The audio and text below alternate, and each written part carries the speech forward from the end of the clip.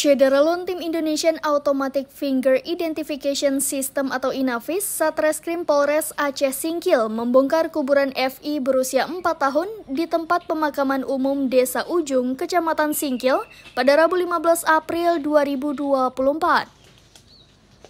FI meninggal akibat kekerasan dalam rumah tangga yang dilakukan oleh ayah kandungnya SA serta IR yang merupakan ibu tirinya di rumah kontrakan di Desa Ujung.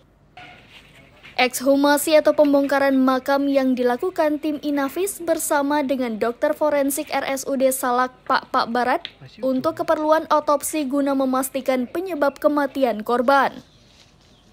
Otopsi dilakukan berdasarkan petunjuk jaksa dalam rangka memenuhi kelengkapan berkas perkara.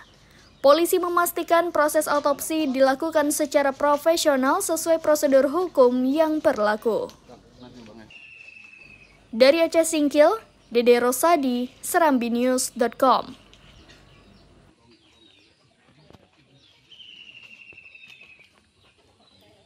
Download Tribun X sekarang, menghadirkan lokal menjadi Indonesia.